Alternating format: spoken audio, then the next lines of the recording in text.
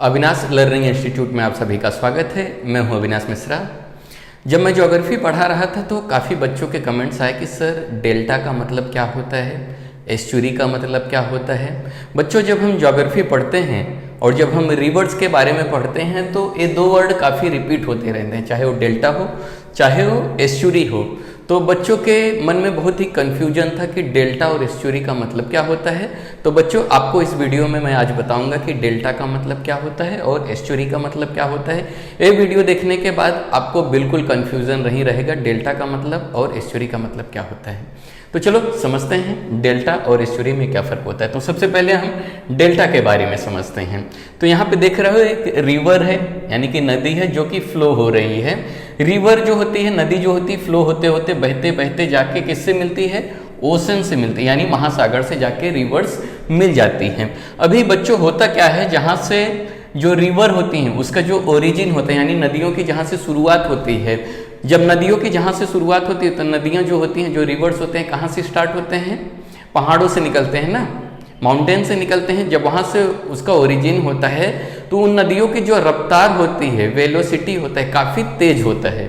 जब नदियाँ यहाँ से शुरू होती हैं तो बहुत तेज़ी से बहती हैं और धीरे धीरे उनका जब महासागर यानी ओशन से मिलती हैं तो उन रिवर्स का जो स्पीड है, बहने की जो रफ्तार है, वो धीरे धीरे क्या होती है? स्लो हो जाती है, यानी कि धीमी हो जाती है। अभी होता क्या है, यहाँ पे देखो एक रिवर है, ये फ्लो हो रही है। जब रिवर फ्लो होती है तो उसके साथ यहाँ पे जो लैंड है, यानी कि जो जमीन है, धीरे धीरे क्या होते रहते हैं? कट जाते हैं ना।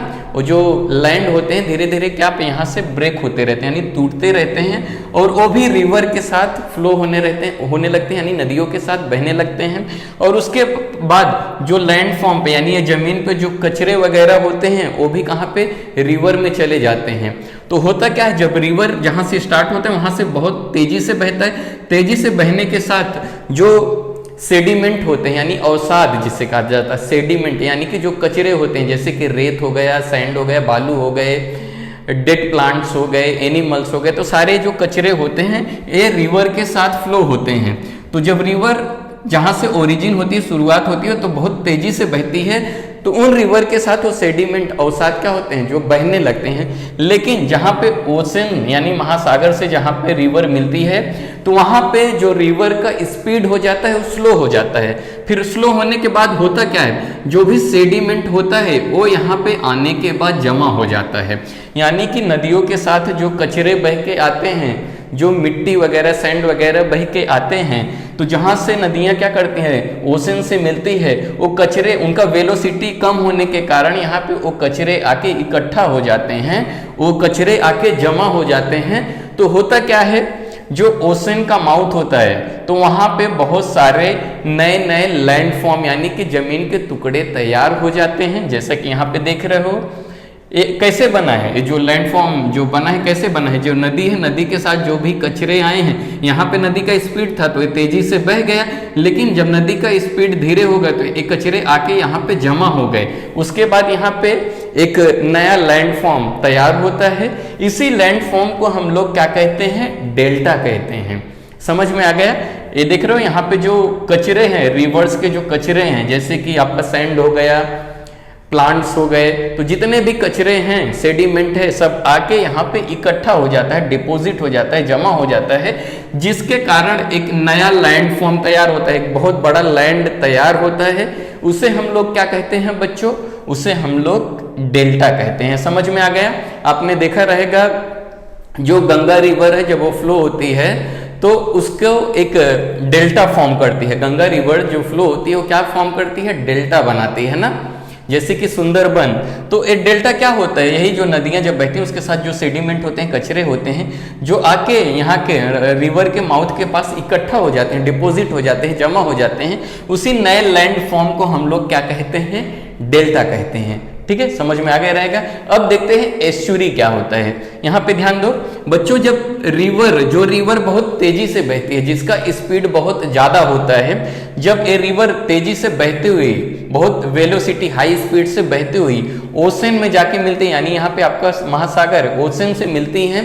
जब नदियों का यानी रिवर का वेलोसिटी बहुत ज्यादा रहेगा तो यहाँ पे डेल्टा फॉर्म नहीं होगा, यानी जो कचरे रहेंगे, जो सेडिमेंट रहेगा वो क्या हो जाएगा, बह जाएगा पूरा, है ना, वॉश ऑफ हो जाएगा। यानी पूरा जो कचरे हैं उसको जब नदी की रफ्तार यानी कि रिवर की वेलोसिटी, बहने की रफ्तार जो काफी तेज होती है, तो होता क्या है, उसके ओशन के पास यानी माउथ के पास कोई भी ऐसा लैंड फॉर्म तैयार नहीं होता। यहाँ पे देख रहे हो कोई भी लैंड फॉर्म तैयार नहीं होता। तो होता क्या है, वहां पे बहुत ज्यादा आपको वाटर बॉडीज यानी पानी देखने को मिलेगा। ऐसे पार्ट को हम लोग क्या कहते हैं, एस्चुरी कहते हैं। इसको आसानी से समझो, जब कोई रिवर फ्लो होता है तो यहाँ पे सेडिमेंट यानी अवसाद जो डिपॉजिट होता है उसे हम डेल्टा कहते हैं। जब रिवर बहुत स्पीड में यानी वेलोसिटी रफ्तार बहुत तेज होता है, उसके कारण रिवर के माउथ के पास यानी कि यहाँ पे जहाँ पे ओशन से मिलती है वहां पे कोई भी ऐसा डेल्टा फॉर्म नहीं होता है, तो उसे हम क्या कहते हैं, एस्चुरी कहते हैं। यानी कि जब रिवर फ्लो होगा यहाँ पे कोई भी डेल्टा फॉर्म नहीं होगा, सारे जो कचरे होते हैं वो क्या होते हैं, बह जाते हैं। वहां पे बहने के कारण डेल्टा फॉर्म नहीं होता है, तो इस वाले पार्ट को हम लोग क्या कहते हैं, एस्चुरी कहते हैं। मुझे यकीन है बच्चों की आपको डेल्टा और एस्चुरी का मतलब अच्छे से समझ में आ गया रहेगा। अगर कुछ भी डाउट हो तो बच्चों कमेंट करके जरूर बताइए। अगर अभी तक मेरे इस चैनल को आपने सब्सक्राइब नहीं किया है तो सब्सक्राइब कर लीजिए। वीडियो देखने के लिए धन्यवाद।